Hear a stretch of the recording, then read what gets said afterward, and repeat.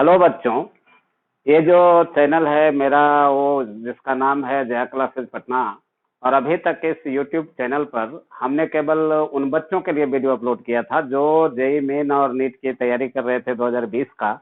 और हमने target batch के ख्याल से ही इस पर हमने एक सीरीज चलाया था कि how can you solve the problems in the world of physics, जिसको लेकर बहुत सारे वीडियो हैं, उसको आप लोग भी देख सकते हैं। लेकिन इस बार पहली बार हमने 11th क्लास के लिए लाया है एक सीरीज। पूरा एक सीरीज रहेगा जिसमें चैप्टर वाइज होंगे। और सबसे पहला चैप्टर जैसे यूनिट एंड डायमेंशन है तो उसी से मेरा स्टार्ट होगा। तो first lecture of the physics के पहला क्लास हम जब अटेंड करते हैं after passing the 10th class के how we can attend the classroom, यहीं से हम शुरू करते हैं। बेसिक पूरा रहेगा, पूरा फिजिक्स का जो है ना वो कंसेप्ट रहेंगे, बेसिक रहेंगे, आईटी स्तर तक का सिलेबस रहेंगे और पूरा कंटेंट्स रहेंगे। तो चलो बच्चों हम लोग शुरू करते हैं फिजिक्स। और एकदम जीरो लेवल से हाई लेवल तक हमको जाना है। तो ये हम डाल दिए कि फिजिक्स, लेकिन कैसे पढ़ना चाहिए और क्या करना चाहिए बीच बीच में समझाते रहेंगे। तो पहले तो जब भी कोई विषय अगर मेरे सामने आता है तो सबसे पहले हम जानना चाहते हैं कि आखिर फिजिक्स का डेफिनेशन क्या है, यानी फिजिक्स है क्या। तो इसका पहले हम डेफिनेशन लिख रहे हैं कि डेफिनेशन फर्स्ट, मतलब फर्स्ट डेफिनेशन है कि फिजिक्स इज द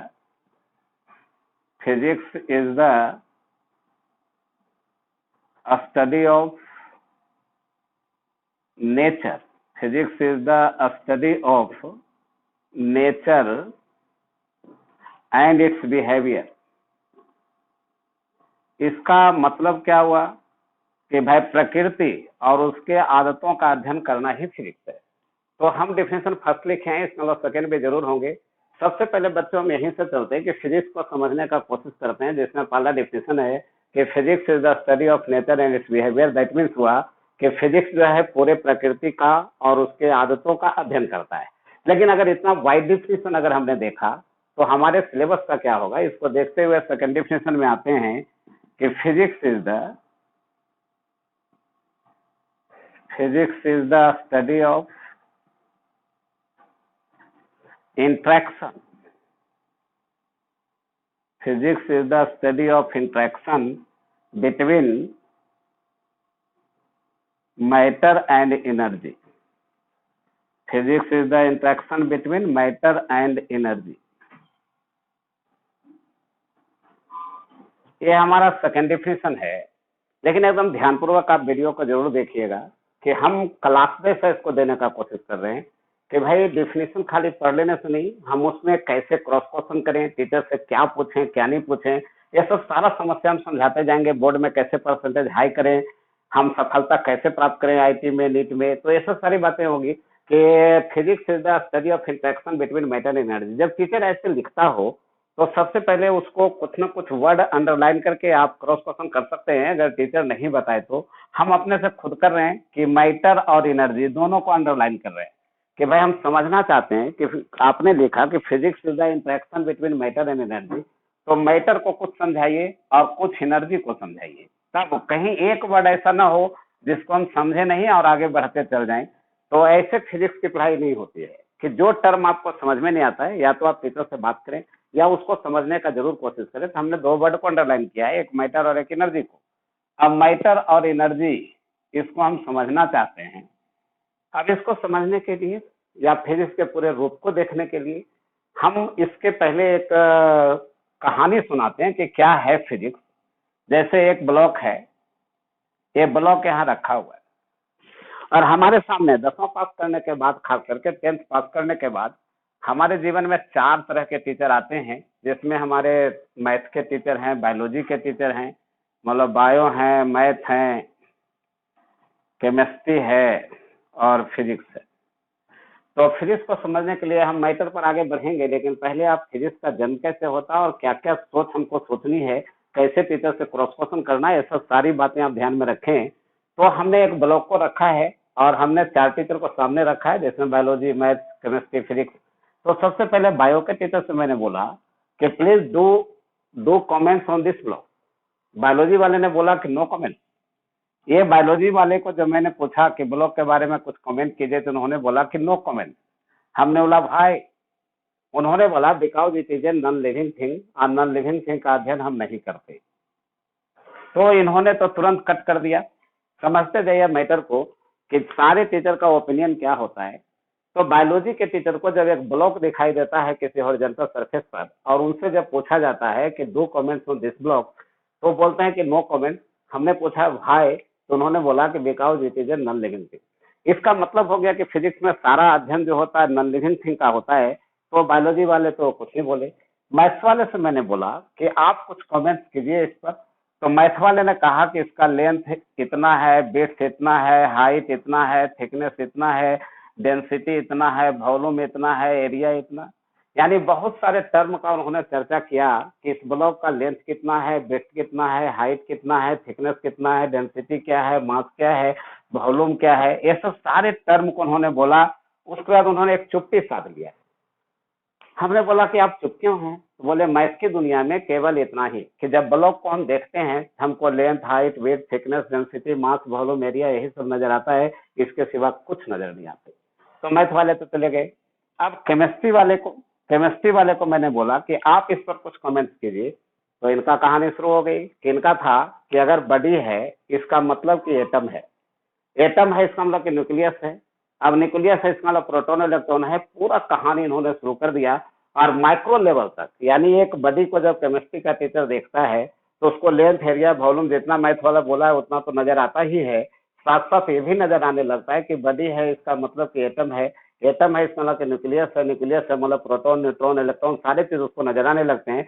और लगातार 12 घंटा तक बोलते चले गए, लेकिन एक शर्त के साथ कि 12 घंटा लगातार बोलने पर, इस ब्लॉक के ऊपर 12 घंटा लगातार केमिस्ट्री का टीचर बोल सकता है। लेकिन वो बोलते बोलते बीच में हकलाते थे।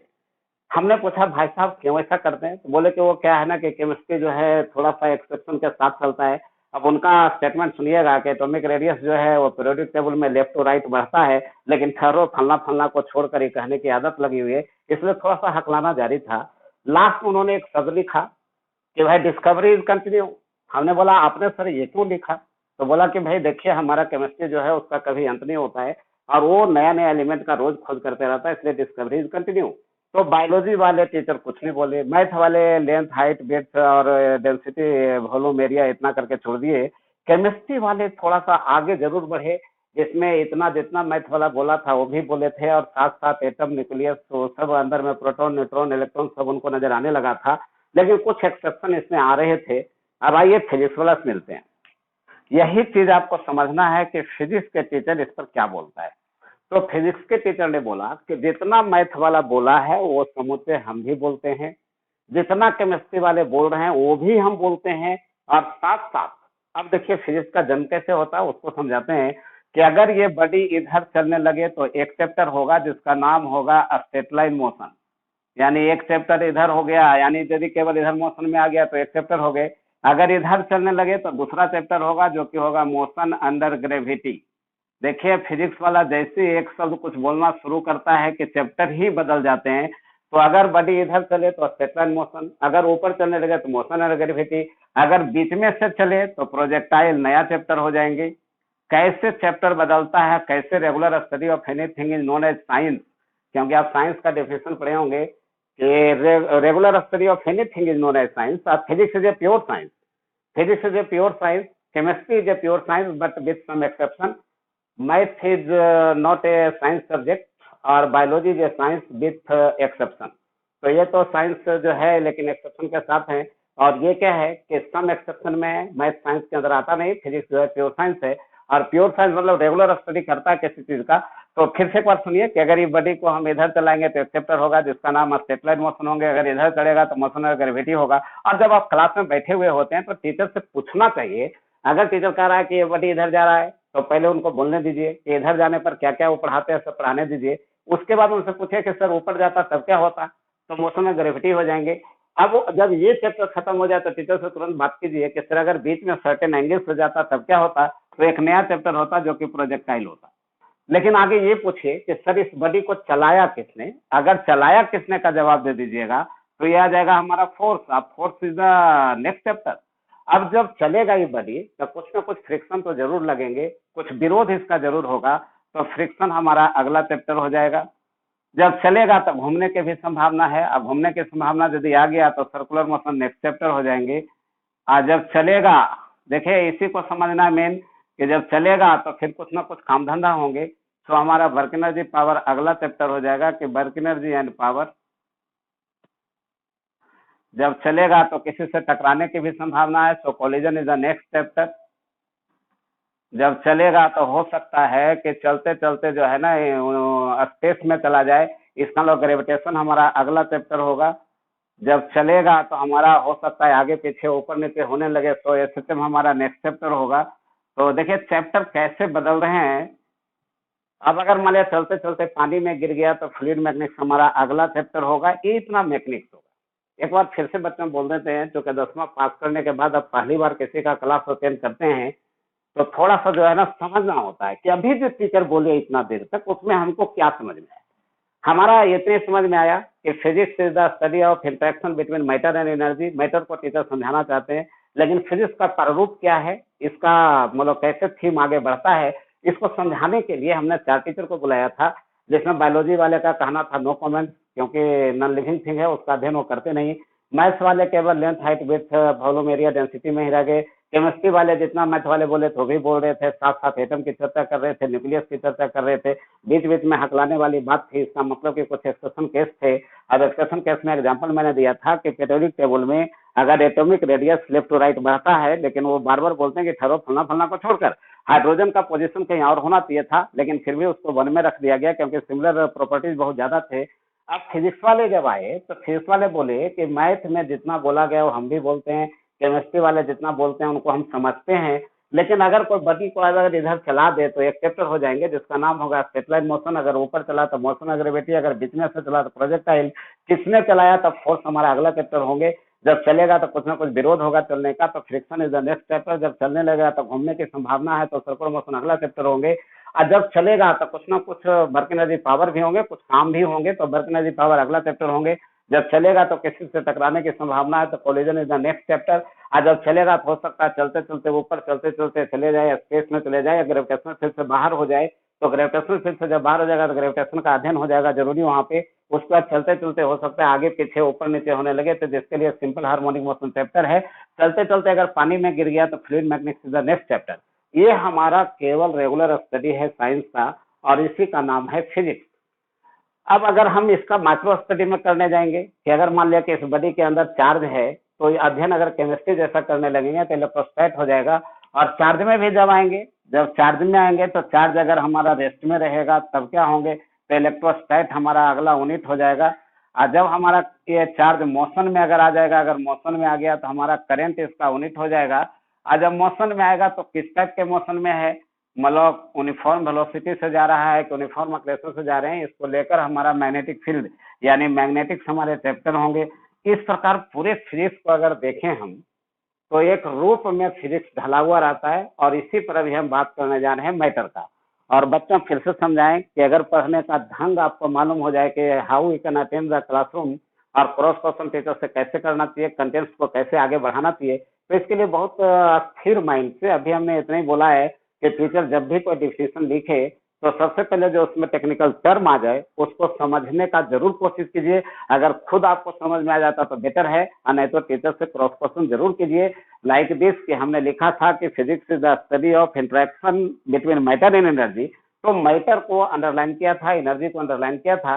अब मैटर को हम समझने का कोशिश करेंगे, तो एक प्रारूप मिलेगा कि कैसे हमको पढ़ना चाहिए, ये भी समझाते जाएंगे, सिलेबस भी आगे बढ़ते रहेंगे।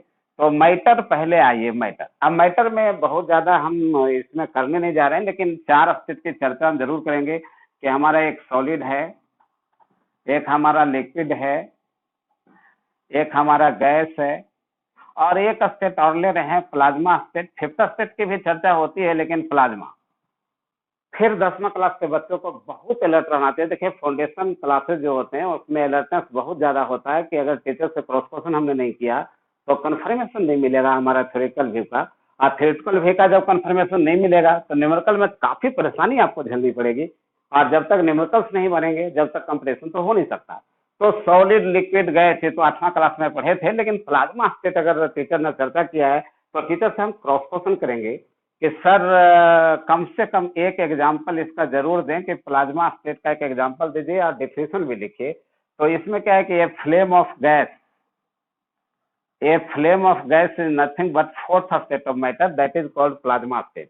यानी कि जब गैस को हम जलाते हैं तो उससे जो लौ निकलती है यानी फ्लेम जो निकलता है वो हमारा प्लाज्मा स्टेट होता है। और इसका एग्जाम्पल में सन इज द बेटर एग्जाम्पल। तो सन हमारा एग्जाम्पल है, लेकिन जैसे टीचर सन लिखे तो सन पर भी क्रॉस क्वेश्चन करना आप शुरू कर दीजिए कि सन क्या है और सन का मास डिटरमाइन कैसे हुआ, अर्थ का मास कैसे डिटरमाइन हुआ, बहुत सारी बातें हैं जो आपका इन्वायरमेंट है। देखिए पहला डिफिनेशन मैंने लिखा था कि physics is the study of nature and it's behaviour. तो बच्चों अगर फिजिक्स अच्छा करना है तो पहले अपने इन्वायरमेंट को समझिए। अब मान लिया बचपन में आपने कहानी सुना दादी से कि चंदा मामा दूर के, अगर काश उसी वक्त आप पूछ दिए होते अपने टीचर से, अपने दादी से कि कितना दूर के, अगर चांद कितना दूर के हैं पृथ्वी से, अगर ये पता चल जाए तो हमारे बहुत सारे प्रॉब्लम बन जाएंगे। वैसे सन के बारे में सुनते हैं, रोज उसको देखते हैं, लेकिन सन का एक बेसिक आइडिया आपके अंदर होना चाहिए। तो अगला हेडिंग जस्ट हमारा हो जाएगा सन। अब सन के बारे में कुछ जाने, इसका मतलब बेसिक स्ट्रॉन्ग करें। तो सन जो हमारा है इट कंसिस्ट, देखिए कुछ पॉइंट लिखते हैं कि इट कंसिस्ट 80% हाइड्रोजन, मतलब 80% hydrogen and 20% other inert gases,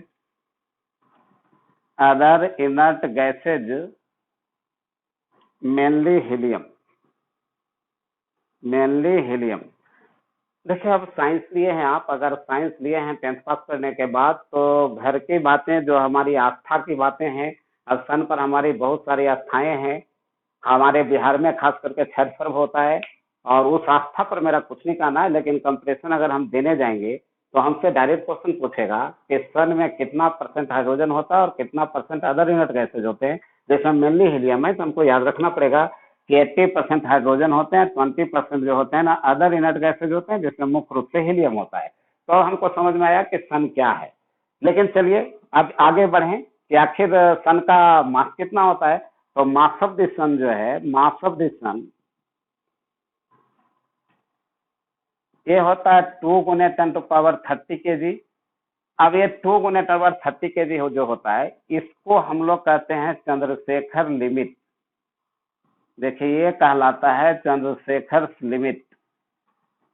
हम जो 11th में आए हैं तो उसमें इंडियन साइंटिस्ट का तो नहीं के बराबर पढ़ना है, लेकिन मास ऑफ द सन का जो डिटर्मिनेशन था वो चंद्रशेखर नहीं किया था और इसको चंद्रशेखर लिमिट के रूप में बोलते हैं। और बच्चों एक बात ध्यान रखना है कि जब आप एक्सपीरियंस टीचर से पढ़ते हैं, जैसे मेरा एक्सपीरियंस जो है 25 ईयर्स का है फिजिक्स में, और अगर पढ़ते हैं तो टीचर क्या करता है कि कंपटीशन का जितना क्वेश्चन होता है ना उसी को थ्योरेटिकल व्यू में डालने लगता है।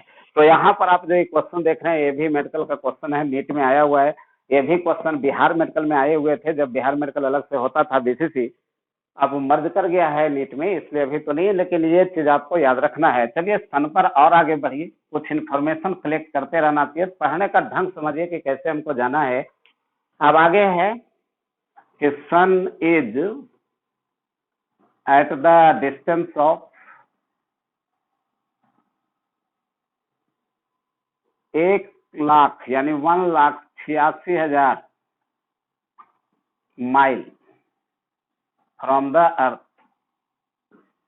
हम दूरी की बात कर रहे थे कि चांद कितना दूर है, दादी से पूछना चाहिए तो टीचर से भी पूछना चाहिए कि सन कितना दूर है, और हमने माइल में लिखा है। इस मतलब माइल को किलोमीटर में बदलने के लिए आना चाहिए, क्योंकि आप उन्हीं डायमेंशन में सब कुछ ये सब सीखेंगे। तो 1 माइल बराबर होता है 1760 यार्ड, ऐसे करके याद रखना कि 1 माइल बराबर 1760 यार्ड, 1 यार्ड बराबर होता है 3 फुट, और 1 फुट बराबर जो होता है वो 12 इंच, और 1 इंच बराबर जो होता है 2.54 सेंटीमीटर। तो कहीं भी कन्वर्सन के लिए अगर जरूरत पड़ जाए तो इसका इस्तेमाल कीजिए। तो सन के बारे में थोड़ा सा इन्फॉर्मेशन अभी भी जारी है, और सन के बारे में इतना जानने के बाद कि डिस्टेंस जान गए, मास जान गए, उसके अंदर क्या है ये जानकारी मिल गई। तो सन किस प्रोसेस पर काम करता है, तो sun is based on fusion.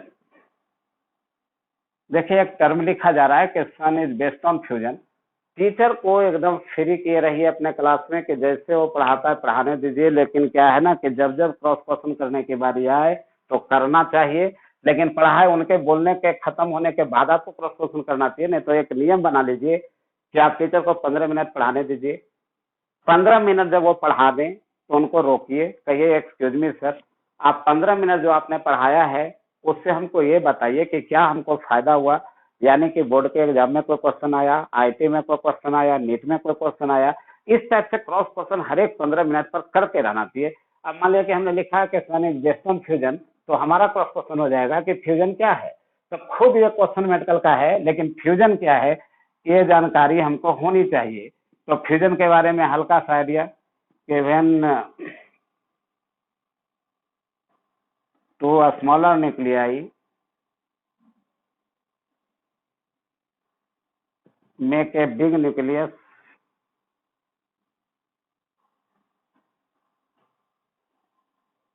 then the process is known as fusion। कम से कम छोटी छोटी बातें देखिए, फ्यूजन जाकर हम न्यूक्लियर केमिस्ट्री में और न्यूक्लियर फिजिक्स में हम पढ़ेंगे, लेकिन बेसिक बातें जो है फ्यूजन का वो हमको आना चाहिए। जैसे मैंने लिखा है कि दो छोटे न्यूक्लियाई जब मिलकर एक बिग न्यूक्लियस बनाते हैं तो उससे प्रोसेस को हम लोग फ्यूजन कहते हैं। अब इसमें देखिए 1H2 आप प्लस हो गया 1H2 बराबर हो जाएंगे 2He4।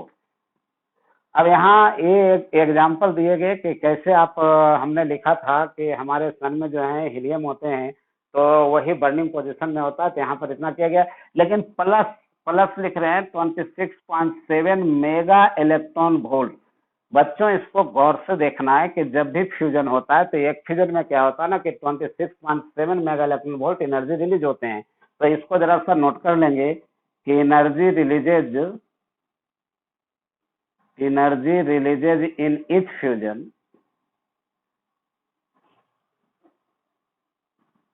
is equal to 26.7 mega electron volt. और इस टाइप के क्वेश्चन आईटी में पूछे जाते। तो शुरू से ही हम बार बार बोल रहे हैं कि जो भी पॉइंट्स आपको लिखाए जा रहे हैं वो कहीं न कहीं कंपटीशन में आया हुआ है और उसी को हम डाल रहे हैं। और शुरू के स्टेज से ही आप कंपटीशन की तैयारी अगर करेंगे तो बहुत आसान हो जाएगा रास्ता। तो एक बार फिर से कि फ्यूजन क्या था, तो फ्यूजन कुछ नहीं था, दो छोटे छोटे स्मॉलर न्यूक्लियाई मिलकर जब एक बिग न्यूक्लियस का निर्माण करता है तो कुछ ना कुछ एनर्जी भी लॉस होते हैं, एनर्जी प्रोड्यूस होते हैं, लॉस नहीं कही, एनर्जी प्रोड्यूस होते हैं। तो हमने दिखाया है कि 1H2 plus 1H2 equal to हो जाएगा 2He4 और plus 26.7 mega electron volt energy release हुए। लेकिन यहाँ एक टर्म आया मेगा, तो मेगा एम मतलब हो गया मेगा और ये होता है 10⁻⁶। उसके बाद इलेक्ट्रॉन वोल्ट आया, तो एक इलेक्ट्रॉन वोल्ट बराबर होता है 1.6 × 10⁻⁻19 जूल। तो ये दो टर्म यहाँ पर थे। तो इस प्रकार हमको जो है ना पढ़ाई को याद रख आगे करते रहना चाहिए। अब जब फ्यूजन जान गए तो एक लाइन और इसमें जान दें कि hydrogen bomb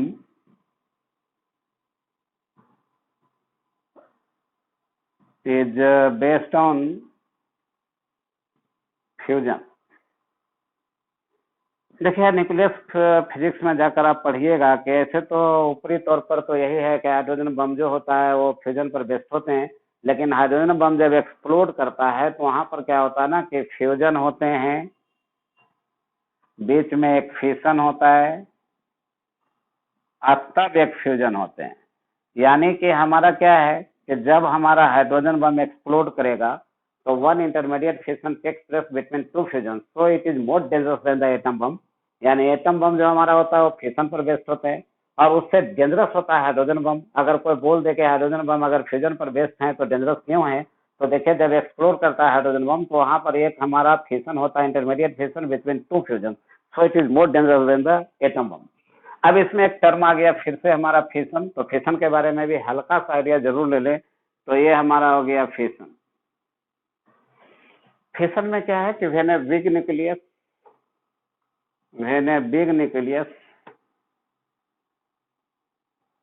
is disintegrated, when a big nucleus is disintegrated into a smaller nuclei,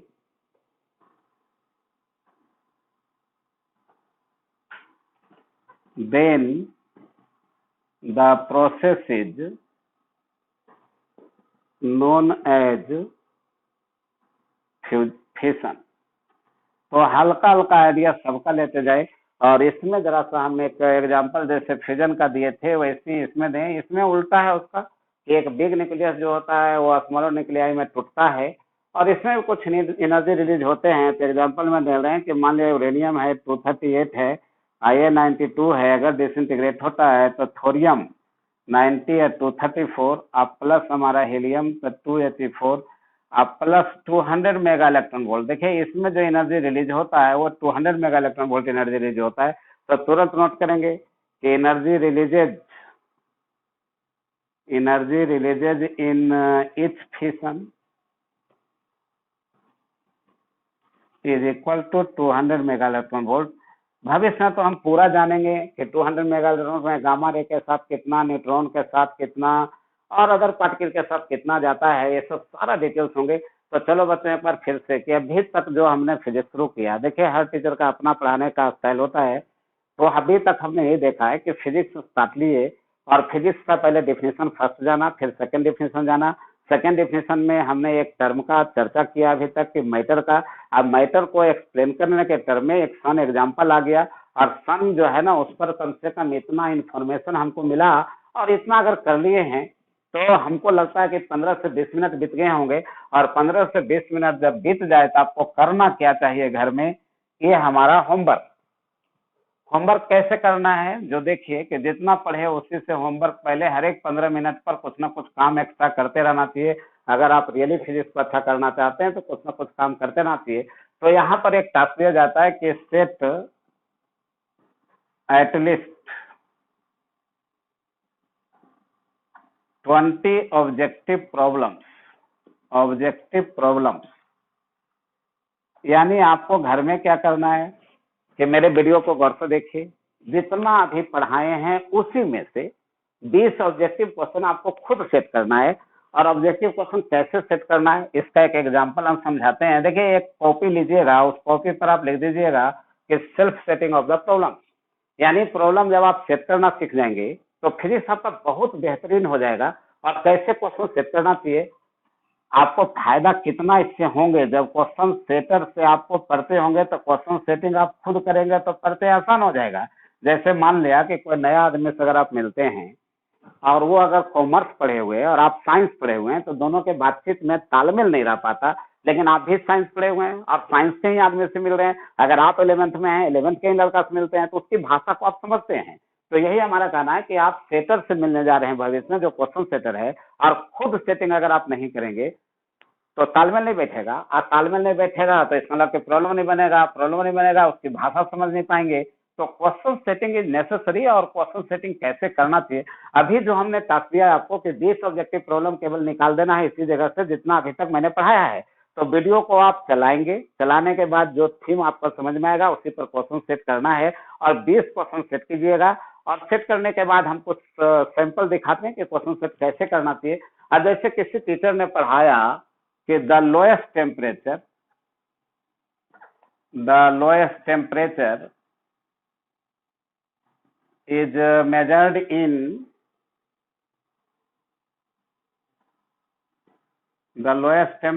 is measured in cryogenic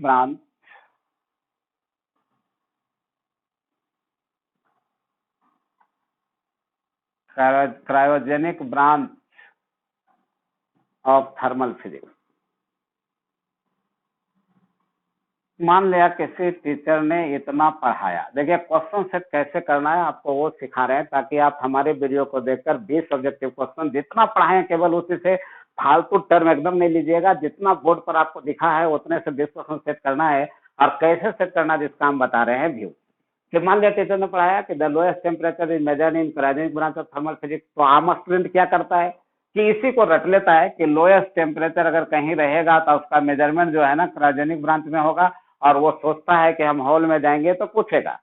अच्छा है, सोच अच्छी है। अगर मान लिया हॉल में गया वो तो उससे पूछा गया कि the lowest temperature is measured in, चार चॉइस देखा, जैसे क्रायोजेनिक ब्रांच नजर आया वो टिक आउट कर दिया और कलर कर दिया गोला को जो आपको लिया ओएमआर सीट पर रहता है। तो अच्छा प्रदर्शन होता है, सिलेक्ट हो जाता है। लेकिन बेटर इंजीनियर और बेटर डॉक्टर बनने के लिए आपके पास थिंकिंग होना चाहिए। और अगर ये थिंकिंग आपके पास नहीं है तो फिर बहुत मुश्किल है कि आप अपना नाम कमा सकें अपने क्षेत्र में। तो उसी को देखते हुए हम बता रहे हैं कि क्वेश्चन सेट जरूर कीजिए। अब देखिए हम क्वेश्चन सेट यहाँ कर रहे हैं कि क्वेश्चन सेट करना है हमको, तो लिखेंगे कि the lowest temperature is measured in. देखिए क्वेश्चन बनाना तो आसान है, लेकिन सेट करना थोड़ा सा टफ होता है। और सेटर को आप रेस्पेक्ट कीजिए कि क्वेश्चन सेट करने के बाद तो किन किन बातों का ध्यान रखता है। तो lowest temperature measured in cryogenic branch, तो पहला तो दे दिया क्रायोजेनिक ब्रांच, फर्स्ट तो उसने भी दिया, आंसर तो आपको मालूम हो गया। लेकिन आपको एक क्वेश्चन केवल बना, अगर इतने पढ़कर इतने मार देते हैं तो एक क्वेश्चन आपने बना, एक्सपेंशन नहीं हुआ नॉलेज का और थिंकिंग डेवलप नहीं हुई। तो इसके लिए हम अगला चॉइस देंगे कि जब सेटर क्वेश्चन सेट करता है तो लोएस्ट टेम्परेचर का मेजरमेंट क्रायोजेनिक ब्रांच में अगर होता है तो वो कंफ्यूज करने के लिए आपको हाईएस्ट टेम्परेचर का मेजरमेंट वाला भी जरूर देगा। तो ये हमारा हो गया पायरोमेट्रिक ब्रांच, ये हो गया पायरोमेट्रिक ब्रांच। देखिए इससे आपको फायदा होता है, जब क्वेश्चन सेट करते हैं आप अपने खुद सेट करेंगे तो आपको अपने सोचना चाहिए कि एक चॉइस हमने लोएस्ट वाला दिया है, दूसरा चॉइस हमको हाईएस्ट वाला देना चाहिए। तो पायरोमेट्रिक ब्रांच में जो होता है हाईएस्ट टेम्परेचर का मेजरमेंट होता है। अब तीसरा जो है आपको फिर उसी ब्रांच से ही कोई रिलेटेड देना होगा, तो लोएस्ट हाईएस्ट दोनों किस में होता है, तो इसमें हमने एक डाला थर्मोमेट्रिक ब्रांच, तो ये हो गया थर्मोमेट्रिक ब्रांच। अब देखो क्वेश्चन में तीन नॉलेज हमको हो गए, चौथा ऑल और नन मत दीजिएगा, क्योंकि ऑल और नन का इस्तेमाल हम उसमें करते हैं जब मेरे अंदर नॉलेज की कमी होती है। तो क्वेश्चन सेटर क्या करता है कि लोएस्ट टेम्परेचर किसमें मेजर होता है, इसके लिए एक इन्फॉर्मेशन तो दिया ही, दूसरा ऑप्शन जो है वो हाईएस्ट टेम्परेचर वाला है। आप लोग को थोड़ा सिखाते भी जाएं कि जब आप क्वेश्चन सेट करते हैं तो किस टाइप से सेट करना चाहिए। तो ये हो गया हाईएस्ट टेम्परेचर के लिए, और देखिए ये हाईएस्ट टेम्परेचर के लिए हुआ, लोएस्ट टेम्परेचर के लिए हुआ, ये था लोएस्ट टेम्परेचर का कि लोएस्ट टेम्परेचर का मेजरमेंट इसमें होता है। और ये जो है दोनों के लिए है, हाईएस्ट और लोएस्ट दोनों।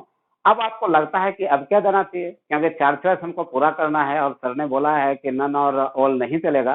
तो ऐसे परिस्थिति में हमको इससे रिलेटेड एरिया देना चाहिए, और रिलेटेड एरिया जो है ना वो हाइग्रोमेट्रिक ब्रांच। देखिए ये हुआ हाइग्रोमेट्रिक ब्रांच।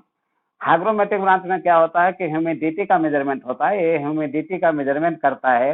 तो ह्यूमिडिटी का मेजरमेंट रिलेटेड टू टेम्परेचर ही होता है, इसलिए अब देखिए अब आपको समझ में आया होगा कि हमने 20% क्यों सेट करने दिया, क्योंकि 20% सेट करेंगे, चार ऑप्शन डालेंगे तो चार ऑप्शन में चार तरह के क्वेश्चन हो जाएंगे। अब इससे क्या फायदा हुआ बच्चों कि अगर लोएस्ट टेम्परेचर का हम जान गए क्रायोजेनिक ब्रांच, तो अगर तीन नॉलेज मेरा और बढ़ गया कि हाईएस्ट टेम्परेचर का अगर पूछता सेटर तो हम देते पायरोमेट्रिक ब्रांच, अगर दोनों का पूछता तो थर्मोमेट्रिक ब्रांच, अगर ह्यूमिडिटी का पूछता मेजरमेंट किससे होता है तो हाइग्रोमेट्रिक ब्रांच।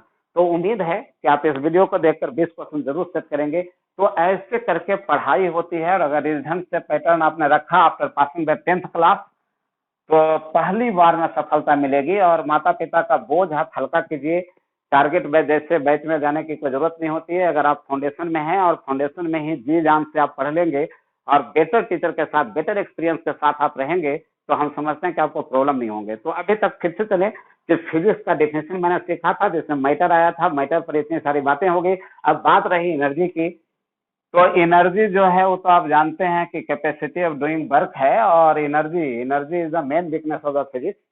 फिजिक्स में केवल अगर कोई शॉर्ट में पूछ दे कि फिजिक्स में क्या पढ़ना है तो केवल एनर्जी को ही पढ़ना है, पूरे फिजिक्स में एनर्जी हम पढ़ते रहेंगे। सो अभी उसमें कमेंट्स हम न डालें कि एनर्जी के बारे में क्या जाने। इतना जानने के बाद हम थोड़ा सा आगे बढ़े कि फिजिक्स का टाइप मैंने सीख गया, अब सॉरी फिजिक्स का डिफिनेशन मैंने सीखा। अब अगला हेडिंग होता है कि how many types of physics. तो यहाँ पर क्या है ना कि टाइप्स ऑफ फिजिक्स, कि टाइप्स ऑफ फिजिक्स में हम जाएंगे कि फिजिक्स कितने टाइप्स के होते हैं, not according to Indian government और Bihar government, but on the base of natural view. तो there are three types of physics. Physics तीन तरह के होते हैं। एक हमारा होता है एस्ट्रोफिजिक्स, मतलब एक हो गया एस्ट्रोफिजिक्स, दूसरा हमारा है बायोफिजिक्स, और तीसरा हमारा है जियोफिजिक्स। देखिए पहले आप साइंस की नजरिया से अपने सिलेबस को देखिए, अपने बोर्ड के ख्याल से नहीं देखिए।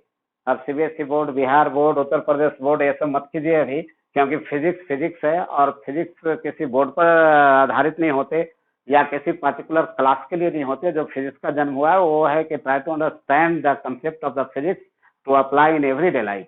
तो there are three types of physics, one is astrophysics, अब एस्ट्रोफिजिक्स क्या है, तो इसमें जो होता है ना related to space, related to space, यानी आप समझ गए होंगे कि अंतरिक्ष से रिलेटेड जितने भी अध्ययन होंगे सब हमारा एस्ट्रोफिजिक्स में होंगे। और आपके दिमाग में भी चल रहा होगा कि एस्ट्रो मतलब कि एस्ट्रोलॉजर और एस्ट्रोलॉजी, तो you are right at this stage कि एस्ट्रोलॉजी जो है it is a part of physics, और कल किसका भविष्य क्या होगा ये सब बताने वाले भी रियल साइंस होते हैं। इसकी पढ़ाई होती है एस्ट्रोफिजिक्स की, आपका आईटी दिल्ली में होता है, बीएचयू में होता है, तो ये सब अच्छे प्रतिष्ठान में होते हैं इसकी पढ़ाई। तो अगर आप एस्ट्रोफिजिक्स में इंटरेस्ट रखते हैं कि हम किसी को बता सकें कि कल तेरा भविष्य कैसा होगा, हस्तरेखा देखना है, कुंडली देखना है, ये सब सारी बातें करनी है, तो फिजिक्स का एक पार्ट है जिसका नाम है एस्ट्रोफिजिक्स। फिर बता दें 2 जगह पढ़ाई होती है, आईटी दिल्ली में होती है, बीएचयू में होती है। तो इस टाइप का इंस्टीट्यूशन में जाने के लिए आपको अच्छा रैंक लाना पड़ेगा, और ये चीज आपका एस्ट्रोफिजिक्स में था। बायोफिजिक्स जो है ह्यूमन बांस से रिलेटेड है, तो इसमें हो गया रिलेटेड टू ह्यूमन बांस, और ये तो आपका मानव की चाहत तो कभी पूरी हुई नहीं। इसमें क्या है कि सबसे पहले जब हम लोग का युग था तो उसमें चिट्ठी लिखाते थे कि भाई चिट्ठी लिखते हैं कि पूज्यवर पिताजी सादर प्रणाम, और क्या है ना मैं सकुशल हूँ। चिट्ठी डालते थे, 15 दिन के बाद वहां चिट्ठी पहुंचता था, जब तक हम अकुशल हो जाते थे लेकिन घर वाला को पता लगता था कि वो सकुशल है। तो वो जमाना से तबाह था हमारा ह्यूमन ह्यूमन बींग। तो उसने साइंस से एक डिमांड किया कि भाई कुछ करो ऐसा कि हम एकदम तुरंत समाचार बोले, तुरंत जान जाए। तो टेलीग्राम का खोज हुआ, टेलीग्राम से तुरंत आने जाने लगे, लेकिन उसके बाद और डेवलपमेंट हुआ तो टेलीफोन का खोज हुआ। लेकिन टेलीफोन का खोज हुआ तब आप लोग उसमें भी उब गए कि इसमें वायर रहता है, घर से ही केवल बात कर सकते हैं। तो नया खोज हुआ मोबाइल का। जब मोबाइल का खोज हुआ तो आप कहते हैं कि वो ये तो केवल बात कराता है, इसमें गाना सुनाता नहीं है, दुनिया दिखाता नहीं है। तब जाकर क्या है ना कि इंटरनेट की खोज हुई, और इंटरनेट की जब खोज हुई तो फिर आपकी चाहत बढ़ गई कि वो देखो क्या है ना www.cbsc.com करते हैं तो खुलता है, तो खुलते ही रहता है। तो स्पीड बढ़ाओ इसका, तो 2G से 4G पर चले गए, अभी 5G पर रिसर्च हो रहे हैं, जल्दी आ जाएंगे। तो इस टाइप का ह्यूमन बर्न्स का जितने भी डिमांड होते हैं उसको पूरा करने के लिए जो फिजिक्स में रहा है वो हमारा बायोफिजिक्स है। अब आइए जियोफिजिक्स में। जियोफिजिक्स जो होते हैं वो रिलेटेड टू अर्थ होते हैं, मतलब रिलेटेड टू अर्थ, धरती या धरती के नीचे जितनी भी घटनाएं घटेगी उसका अध्ययन करने के लिए जो फिजिक्स में रहा है वो हमारा जियोफिजिक्स है। जियोलॉजी एक इसका ब्रांच है। तो 3 चीज आप जानिए कि हमारा एस्ट्रोफिजिक्स, बायोफिजिक्स, जियोफिजिक्स, और ये तीनों को मैंने भी बताया। लेकिन ये था नेचुरल। अब आपके अकॉर्डिंग कि आपका सिलेबस क्या है ये जानना बहुत जरूरी होता है कि भाई हम सिलेबस पर भी नजर रखें। तो आपके सिलेबस में तो थोड़ा सा डालते हैं कि आपका सिलेबस क्या है, कि योर सिलेबस, मतलब योर सिलेबस। देखिए बच्चों, अगर आपको लगता है कि 10th करने के बाद हमको थोड़ा सा एसएसटी से और हिंदी इंग्लिश विषय से मुक्ति मिल गई है, बहुत सारा सब्जेक्ट हट गए हैं, तो इतना यकीन मानिए कि जितना 10वां क्लास में जितना टोटल विषय था आपके पास उतना तो केवल फिजिक्स के एक कंटेंट में होते हैं। तो हमारा सिलेबस में क्या है कि फिजिक्स के सिलेबस में कितने चीज हमको पढ़ने हैं। तो सबसे पहला होता है मैकेनिक्स, दूसरा हमारा है थर्मल फिजिक्स। मैकेनिक्स को हम लोग जनरल फिजिक्स भी कहते हैं, मतलब जनरल फिजिक्स के नाम भी जाना जाता है कि general physics.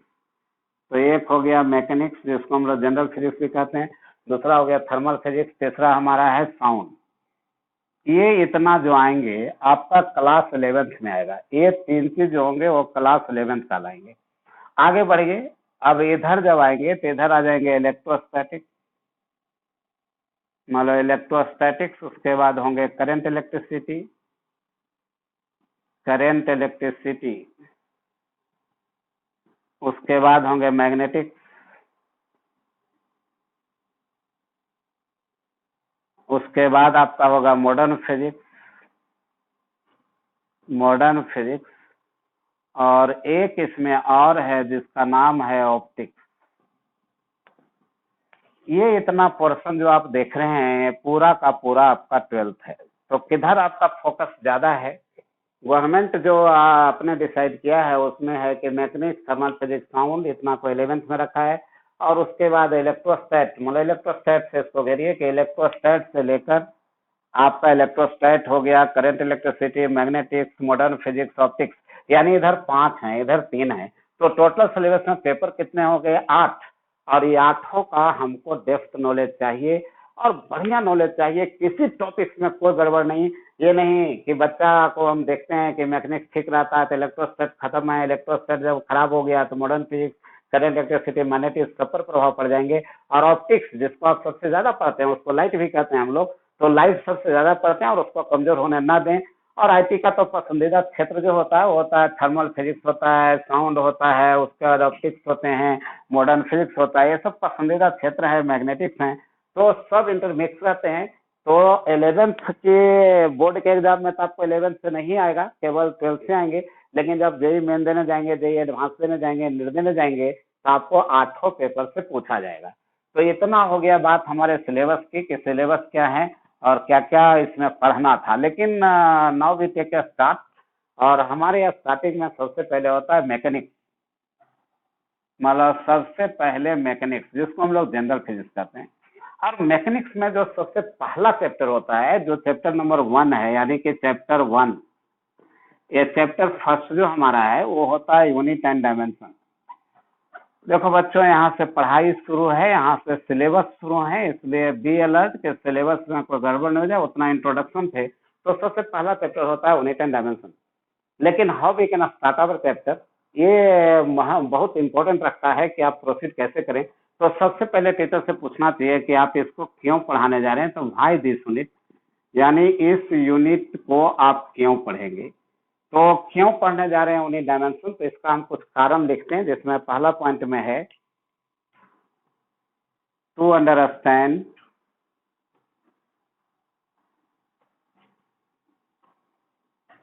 The language of physics, language of physics. यहाँ से थोड़ा गति भी स्लो कर रहे हैं कि सबसे पहले यूनिट डायमेंशन जब बोर्ड पर लिखा जाए तो आपको क्रॉस क्वेश्चन करना चाहिए कि भाई दिस यूनिट क्यों पढ़ने जा रहे हैं इसको। क्योंकि जब तक आपको मालूम ही नहीं होता कि हम पढ़ने क्यों जा रहे हैं, तब हम उसमें पढ़ेंगे क्या। To understand the language of physics, मैंने एक लिखा है कि लैंग्वेज ऑफ फिजिक्स। और लैंग्वेज ऑफ फिजिक्स क्यों मैंने बोला है, तो आपको समझाएंगे कि unit is the language of physics and dimension is the special language of physics. तो ये यूनिट जो होता है वो हमारा लैंग्वेज ऑफ फिजिक्स होता है, और ये जो होता है ना स्पेशल लैंग्वेज ऑफ फिजिक्स होता है, मतलब ये स्पेशल लैंग्वेज है। और स्पेशल लैंग्वेज क्यों बोल रहे हैं, क्योंकि आप जब 10th पास कर रहे होते हैं, देखिए 10th पास कर रहे होते हैं, तो अगर आपसे पूछते हैं कि MLT-2 बोलो क्या है, तो तुम लोग सीधे बोल देते हो कि सर 26 लेटर का 3 लेटर, जिसमें पहला लेटर एक M है जिस पर पावर 1 है, L है जिस पर पावर 1 है, और T है अनदर लेटर जिस पर पावर -2 है। लेकिन जब डायमेंशन हम पढ़ लेते हैं तो पूछते हैं बच्चों से कि MLT-2 क्या है, तो सीधे बोलता है कि it is nothing but a force. तो this is the special language of physics. तो पहला हुआ कि हम अंडरस्टैंड करना चाहते हैं लैंग्वेज ऑफ फिजिक्स को, और इस लैंग्वेज ऑफ फिजिक्स को अंडरस्टैंड करने से क्या फायदा होगा। तो दूसरा पॉइंट में लिखते हैं कि to remove expression problem, to remove expression problem. हम सोसाइटी में रहते हैं और सोसाइटी में हर तरह के लोग रहते हैं, पढ़े लिखे भी हैं, अनपढ़ भी हैं। हम सारे लोगों से बात करने लायक बन जाएं, इसके लिए ये चैप्टर बहुत जरूरी है। अब ऐसा नहीं है कि आप सीधे कहीं रहें, आप पढ़े लिखे हैं और वहाँ बेचारा बहुत सारा ऐसा है जो पढ़ा लिखा नहीं है और उसको आप कह दें कि सब अनपढ़ हमारा है, सब मत बोलिएगा। क्योंकि आप भी जो पढ़ते हैं उसमें भी थोड़ा सा अनपढ़ ही जरूर नजर आता है। जैसे अगर हम बढ़िया से नहीं पढ़े, अगर उन्हीं डायमेंशन में नहीं पढ़े, तो बहुत गड़बड़ हो जाएगी। क्या क्या गड़बड़ हो जाएगी जो सुनिए, कि जैसे एक बच्चा, एक स्टूडेंट है जिसकी माँ ने बोला कि भाई 1 लीटर दूध लेकर आइए, यानी दुकान जाना है और 1 लीटर दूध लाना है, ये उनकी माँ ने बोला। लेकिन बच्चा चूंकि 11th में था और टीचर ने बताया था कि लीटर जो है ना वो किसी यूनिट सिस्टम ऑफ यूनिट में नहीं आता, क्योंकि हमारा ना SI है, ना CGS है, ना APS है, ना MKS है। सो ये कॉमर्शियल यूनिट है और कॉमर्शियल यूनिट की पढ़ाई सिलेबस में नहीं है। तो लड़का सोचा कि क्यों नहीं हम दुकानदार से शुद्ध बोलें, और उसको मालूम था कि 1 लीटर बराबर जो होता है वो 10⁻³ मीटर क्यूब होता है। अब देखिए इस बच्चा को जब पढ़ लिया ज्यादा, तो गया दुकानदार के पास और बोलता है कि अंकल जी हमको 10⁻³ मीटर क्यूब दूध दीजिए। देखिए भाषा उसकी क्या है कि 10⁻³ मीटर क्यूब दूध दीजिए। अब आप लोग भी आप जाते होंगे दुकान में, तो क्या कोई दुकानदार इस भाषा को समझता है कि अगर दुकानदार को जाकर हम बोलते हैं कि -3 मीटर क्यूब दूध दीजिए तो क्या वो दे पाएगा। तो इस प्रकार से जो होता है ना कि अगर कहीं एक्सप्रेशन है, जानबूझ के आप ऐसा एक्सप्रेस ना कर दें कि सामने वाला को बहुत दिक्कत हो जाए। एक और एग्जांपल दे रहे हैं कि मान लिया आप डॉक्टर के पास जाते हैं, भगवान ना करे कि जाएं, लेकिन कभी डॉक्टर के पास अगर चले गए, तबीयत खराब हुई, तो एक बुखार का चार्ट बनाने देता है, यानी कि जो हमारा बुखार है उसका चार्ट बनाइए। अब चार्ट बनाने जब कहता है तो उसमें टाइमिंग कुछ लिखा हुआ रहता है कि 10 बजे आपका कितना बुखार था, 2 बजे कितना था, 6 बजे शाम में कितना था और 8 बजे रात में कितना था, ऐसे करके चार्ट रहता है। अब आप पढ़े लिखे थे, आप उन्हीं डायमेंशन पढ़े थे, आप डॉक्टर को ही घुमाने के लिए सोच लिए कि भाई भाषा हम बदल देंगे, एक्सप्रेशन प्रॉब्लम में उसको फंसा देंगे। तो आपने अपने चार्ट में लिखा कि 10 बजे मेरा बुखार 492 था, 2 बजे 494 था, ये 493 था, मतलब इस समय 493 था और इस समय फिर 492 था। इसी प्रकार डाटा आपने भर दिया। अब बेचारा डॉक्टर खाली इतना ही बोला था कि बुखार का चार्ट भरना है, उसने ये नहीं बताया था कि किस स्केल में भरना है, क्योंकि वहां पर क्या था कि हमारा जो था वो फ़ारेनहाइट था, सेल्सियस था, रैंकिन था, रीमर था, मतलब केल्विन स्केल थे। अब आपको नॉलेज था, इसलिए आपने जानबूझकर क्या किया कि रैंकिन स्केल में सबको दिखा दिया। अब रैंकिन स्केल में जब दिखा देंगे तो बेचारा को क्या करना पड़ेगा कि इतना को कन्वर्ट करके उसको फ़ारेनहाइट में लाना पड़ेगा। तो ये सब काम को दूर करने के लिए, अगर आप हो सकता है आप ही डॉक्टर हो और आप ही का पेशेंट जो है वो इस टाइप से अगर दे दिया, अगर खुद आप डॉक्टर हैं और आप ही का पेशेंट जो है वो सोच लिया था कि डॉक्टर साहब को घुमा देंगे, इसलिए जानबूझकर उसने रैंकिन स्केल में अपना बुखार बता दिया और आपने चूंकि बोला नहीं था कि किस स्केल में दीजिए, तो आप ही को कन्वर्सन फार्मूला आना चाहिए। और अगर इस चैप्टर का नॉलेज नहीं है तो आपकी परेशानी बढ़ सकती है। उसी प्रकार हो सकता है कि आप किसी दिन जो है आपके घर में कोई बिजनेस था और बिजनेस में एक दिन के लिए आपने दुकान में बैठा था और कोई लड़का आ गया, बोला 10⁻³ मीटर क्यूब दूध दीजिए, और आप खुद अगर नहीं जानते थे तो प्रॉब्लम क्रिएट हो सकता है। तो एक तो है कि लैंग्वेज को समझना है, लैंग्वेज क्यों समझना है, तो एक्सप्रेशन प्रॉब्लम को दूर करने के लिए। तीसरा है ये to solve the problems, to solve the problems in short time, in short time. देखिए एक बहुत मुद्दा होता है कि आप जब किसी भी कंटेंट को पढ़ते हैं तो उससे हम अपने भविष्य में देखते हैं, फ्यूचर तलाशते हैं कि यदि इस चैप्टर का अच्छा नॉलेज रहे तो क्या हमको आईटी में, नीट में, जेईई मेन में, ये सब में हमको कुछ टाइम सेविंग करवा सकता है। तो यस, यू आर राइट, यहाँ टाइम सेव हो सकते हैं, क्योंकि बहुत सारा क्वेश्चन ऐसा आजकल आ रहा है कंपटीशन में कि 4 चॉइस रहते हैं, चारों जनरलाइज फॉर्म में रहता है, और जनरलाइज फॉर्म में क्या होता है ना, ओनली वन आंसर जो होते हैं वो डायमेंशनली सही होते हैं। अब जैसे एग्जाम्पल दे रहे हैं कि मान लिया आपसे पूछा गया, देखिए एक एग्जाम्पल दे रहे हैं, एग्जाम्पल जो देते हैं ना उस पर ध्यान से आप सीखिएगा जरूर, अब बाद में उस पर डिस्कशन भी होंगे। जैसे किस मान लिया कि देखिए एक प्रॉब्लम सेटर जो है क्या बोला कि एक हमारा स्फेयर है, स्फेयर का रेडियस हमको आर दिया हुआ और इस पर लाइट को इंसिडेंट कराए गए थे, इस पर लाइट को इंसिडेंट कराया गया, लाइट रिफ्लेक्ट हो गया, और रिफ्लेक्ट होने के बाद कुछ ना कुछ फोर्सेस पर लगाया है, तो बताइए कि कितना फोर्स है। यदि वेलोसिटी ऑफ लाइट सी है, इसका इंटेंसिटी यदि आई है। फिर से बच्चों को क्वेश्चन बता दें कि एक स्फेयर है जिस पर लाइट को इंसिडेंट कराया गया, इंसिडेंट कराने के बाद रिफ्लेक्ट हुआ है और लाइट का इंटेंसिटी आई दिया हुआ है, वेलोसिटी ऑफ लाइट सी दिया हुआ है, और आपसे पूछा गया कि फोर्स कितना है। अब 4 चॉइस देता है, पहला चॉइस दिया कि pi R I divided by C है, दूसरा चॉइस दिया कि pi R square I divided by C है, तीसरा चॉइस दिया हमारा कि pi R square I square divided by C है, और चौथा चॉइस दिया कि pi R I square divided by C है।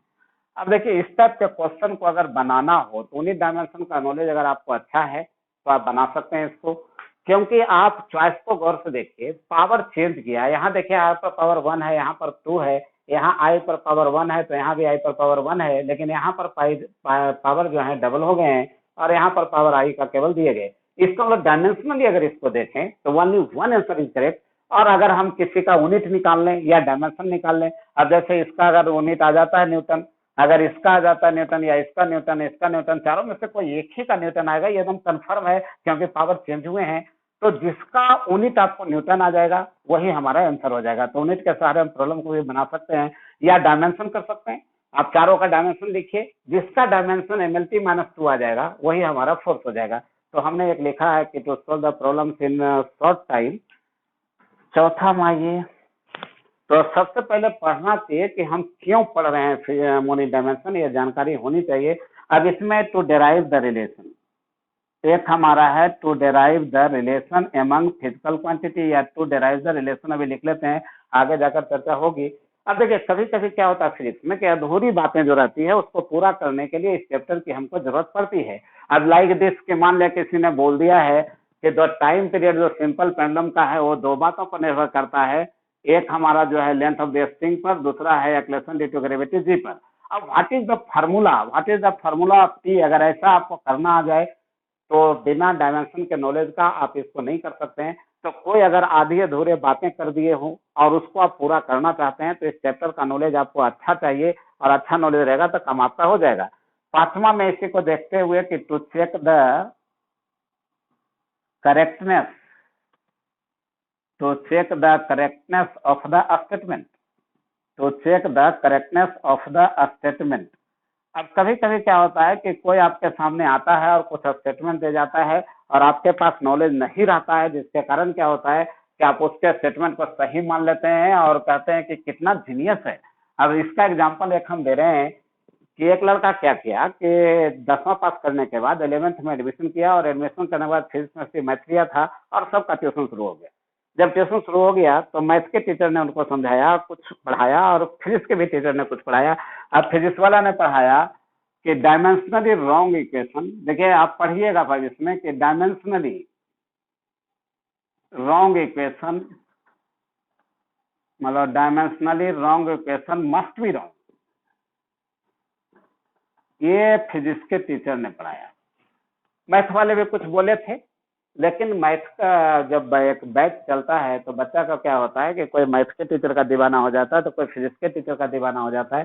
तो चलिए एक मैथ वाले से मिलाते हैं कि मैथ का एक लड़का जब घर में बैठा हुआ था, छत पर बैठा हुआ था, रूम के खिड़की खुले हुए थे और वो बाहर सड़क पर देख रहा था। जब बाहर सड़क पर देखा तो देखा कि एक आदमी छाता लगाकर जा रहा है बारिश से बचने के लिए। छाता सर्टेन एंगल पर था तो उसने सोचा कि आज हम एक फार्मूला का नया खोज करेंगे, क्योंकि आप इसी में आप पढ़िएगा आगे अभी कि नया फार्मूला का खोज करना है, एटॉमिक मतलब मॉडल को बनाना है, तो इस चैप्टर का नॉलेज चाहिए। तो उसने क्या किया कि नोट किया कि इंक्लिनेशन ऑफ द अम्ब्रेला जो है वो थीटा है, जो वेलोसिटी ऑफ द रेन है वो भी है। अब उसने एक फार्मूला ड्राइव किया कि tan थीटा बराबर भी होता है, और बोला कि आज से ही मेरा फार्मूला होगा, और कंडीशन उसने लगाया कि v टेंस टू 0 होंगे तो थीटा टेंस टू 0 होगा, और दिस स्टेटमेंट के लिए ये जो इक्वेशन है वो मेरा सही है।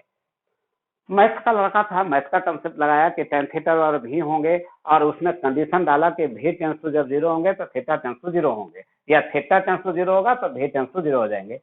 इसी बीच में उसका दोस्त आया जिसका फिजिक्स अच्छा था, और उसने बोला कि क्या कर रहे हो, तो बोला कि रिसर्च कर रहे हैं, एक नया फार्मूला खोज रहे हैं। तो नया फार्मूला क्या था, तो tan थीटा और भी होता है। लेकिन ये बच्चा ने बोला कि ये फार्मूला आपका गलत है, उसने स्टेटमेंट जारी किया था कि tan थीटा और भी होंगे, और इस बच्चा ने बोला कि आपका स्टेटमेंट ही गलत है। क्यों बोला, क्योंकि उसने पढ़ा था कि dimensionally wrong equation must be wrong. अब देखिए इधर वेलोसिटी है जिसका यूनिट मीटर पर सेकंड होंगे, और इधर एंगल है जिसका यूनिट रेडियन होगा, तो यूनिट वाइज भी कभी ये सही नहीं हो सकते, क्योंकि जब इक्वलिटी में रहता है तो दोनों तरफ होमोजेनिटी मेंटेन होना चाहिए, या जो डायमेंशन इधर होता है वही डायमेंशन इधर होना चाहिए, जो यूनिट उधर होता है वही यूनिट इधर होना चाहिए, और इस प्रकार रॉन्ग होता है। तो ये हमारा था 5वां एप्लीकेशन। छठा में लिखिए कि to know, to make a model और तो सर्च ए फार्मूला, ये छठा था, ETC कर दीजिए। अब मान लेके देखिए क्या है कि यूनिट डायमेंशन क्यों पढ़ने जा रहे हैं, तो कम से कम इतना तो समझ में आया कि हम क्यों पढ़ने जा रहे हैं, और बहुत सारा कंटेंट इसमें है जिसको हम बताएंगे। तो आज पहला वीडियो मेरा था जिसमें खाली यही मैंने समझाया है कि कैसे पढ़ना चाहिए, और हमारा चैप्टर स्टार्ट है। अब सेकेंड वीडियो में हम क्या करेंगे, यूनिट डायमेंशन का पूरा प्रारूप लाएंगे।